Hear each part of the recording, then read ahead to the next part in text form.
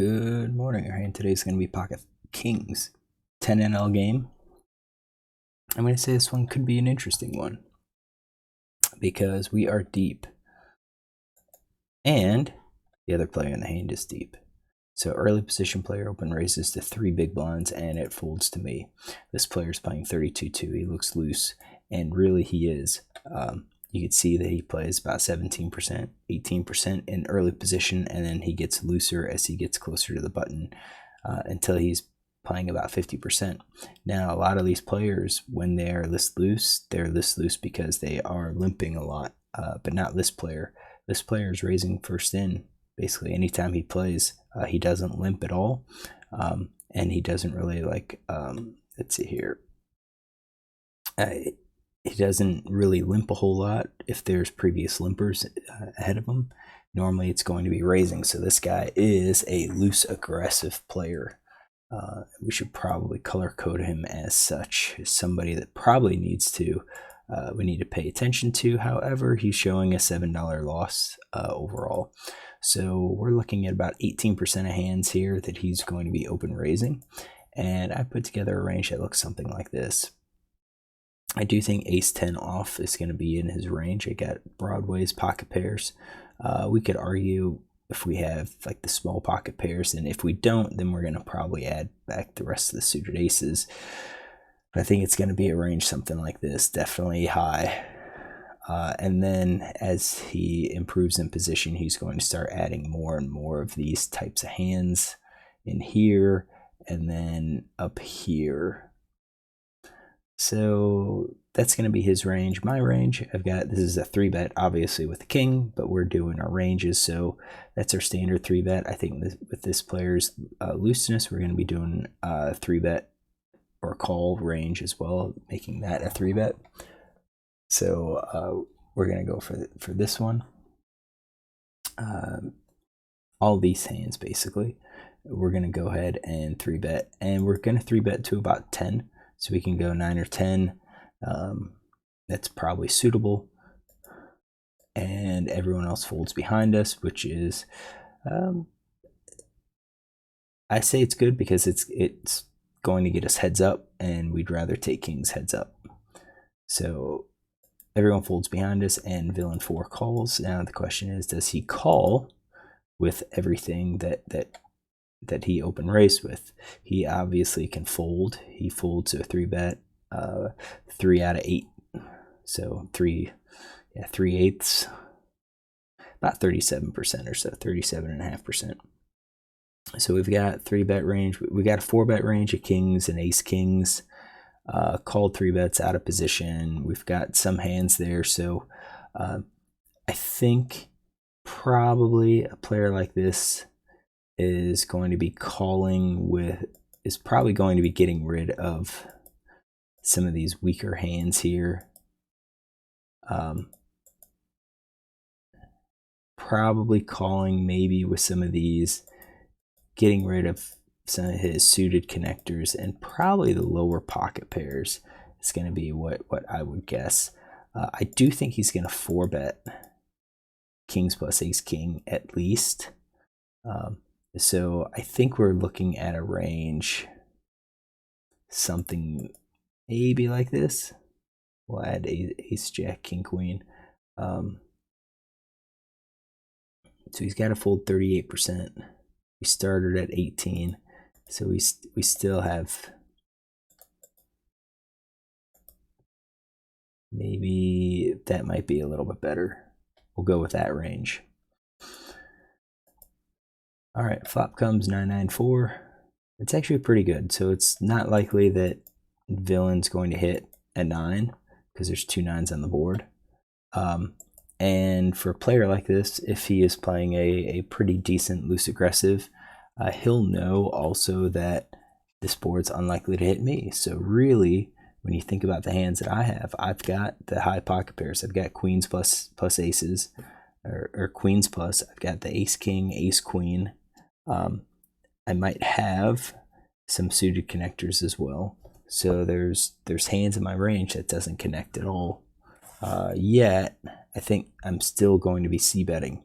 So this could be a good situation for villain 4 to check. I can make a continuation bet, and then he could check raise to really apply some pressure on me. If I don't have anything, it's going to be hard for me to call, because that looks like he has a 9, or he has an overpair, because there's really no other draw out on the board at this point. So it turns his hand more face up. But if he includes the proper number of bluffing cards in his range, it's going to be hard to play against.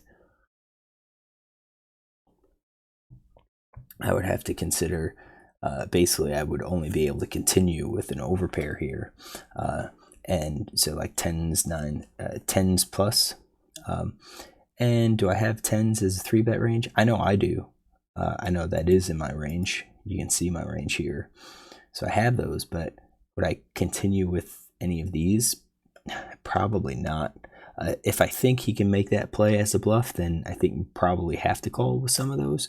But otherwise, exploitatively, we just fold, because players, when they check raise, they are check raising with trips here or a high pocket pair. So villain checks. I think that's 100%. He's checking his range, and then I bet half pot.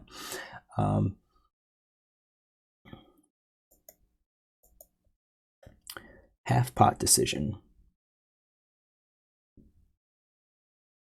I believe I made this half pot because of his fold to c-bet. Normally, I'd say go smaller, because since this board is unlikely to hit either of us, we can go smaller and probably generate the same number of folds with the large. But the smaller bet might encourage him to continue with ace king, ace queen, king queen, maybe queen jack, overpair, hope to like turn like a backdoor straight draw.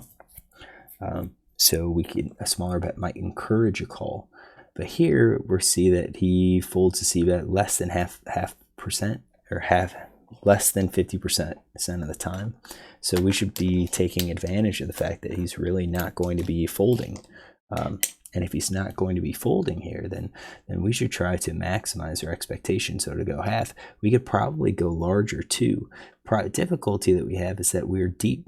Do I want to get in 300 plus big blinds, or in this case, am I really willing to risk 260 big blinds plus on pocket kings on this board? I don't think so. So I think half pot's probably as big as we're going to go. Now, what are we going to be betting? Quads. I think quads we're going for value, because again, would he put me on quads? No, he wouldn't. We're going overpair for value. I think we're going to be doing one of these 8s as like to buy equity. We're doing our 2-card backdoor flush draws as equity. And that might be it. That might be it. I don't want to bet all of the overcards. We're betting quite a few. Whoops. We're already betting quite a few. I think we could bet that, and I don't think we have enough bluffs typically in our range here, but we're kind of adjusting to his equity, and maybe we need to have more value in this range. I think too that if I check, he's going to be betting the turn. I think based on this guy's stats, and we can see that. Yep, pro bet 50%. So I bet villain calls. He doesn't raise, which is good for us. So I still think he has an overpair, but I kind of think I'm going to reduce those down to maybe about 50%. Now let's do 70%, 66, 2/3. Because I kind of expect maybe he could check raise with the overpairs. I think he's going to call with the underpairs. Middle pair, I think he's going to call with. And then I think he's probably gonna, is he gonna call with all of the backdoor and the overcards? Maybe. Because this board just doesn't connect. So the overcards are going to include 2-card backdoor flush draws. All right, turns to 9. That changes it. And we should continue to attack. Yes, he can have a 9.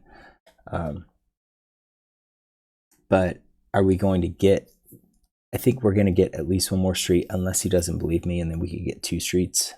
But having that third street, 3 streets, 3 bets is pretty scary for a player.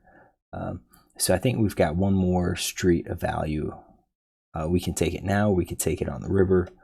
I think if we check it now, we may face a river probe. So he hasn't had the opportunity, but he has donked 75%. So villain checked. I think he's checking 100% of his range. I bet half pot again. I think we continue betting half pot here with our full house.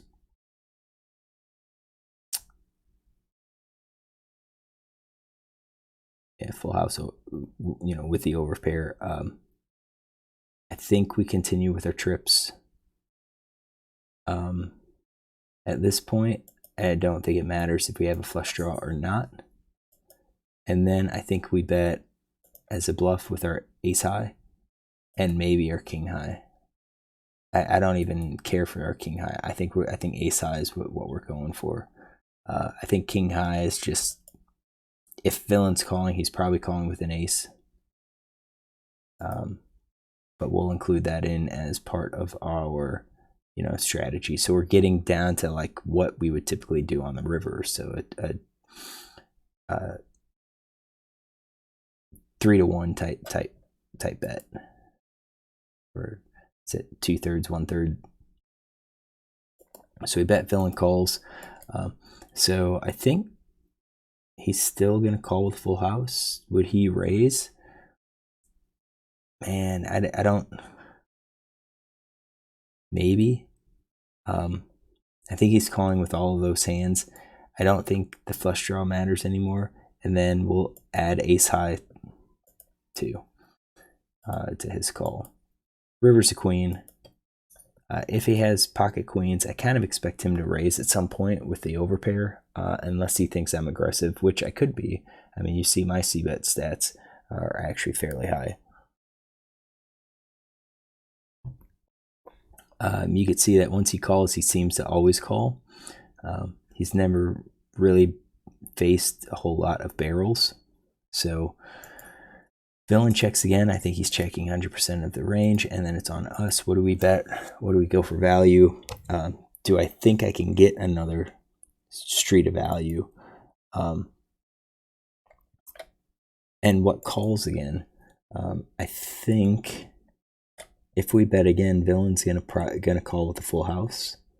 He'll call with, you know, the queens,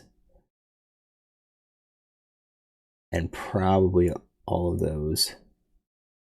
So 50% of the hands, 50% of the time, I think is what he would call if I bet.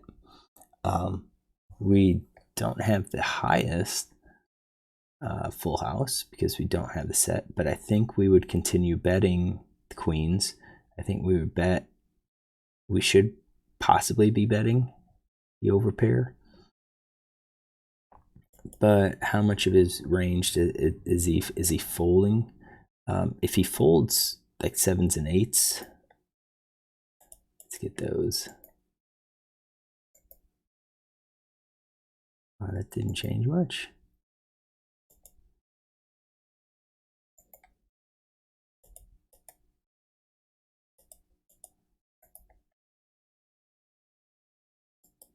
Oh, hold on. Yeah, I don't want all of the full houses, I guess. So 31. Yeah, 50 versus 31.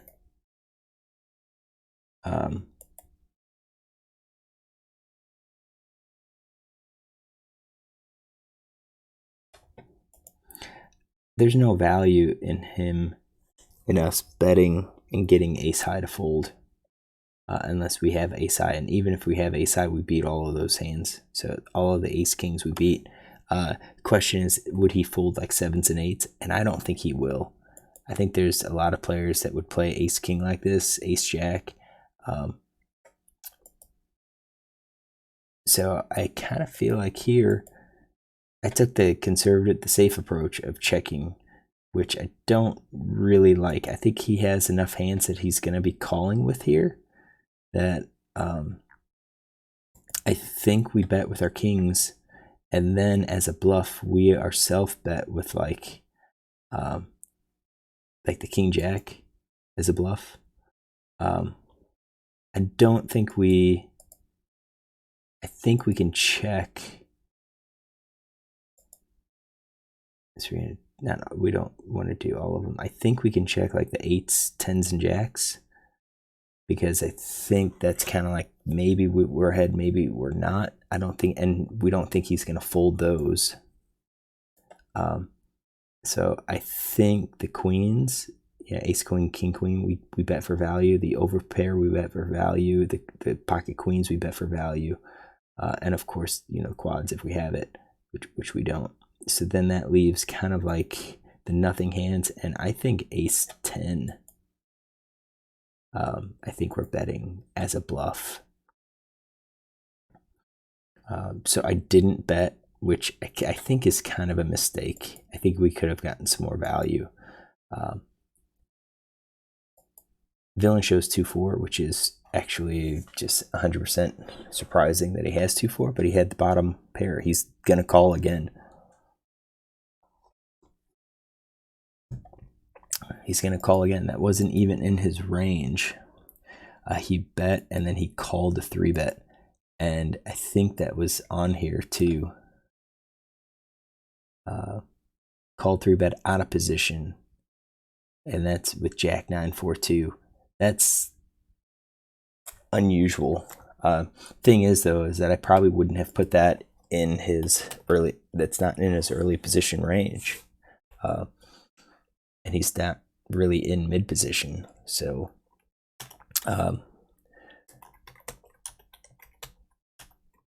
so let's take notes. He raised first in early position, 3 big blinds, and call, cut off, 3-bet, 10 big blinds.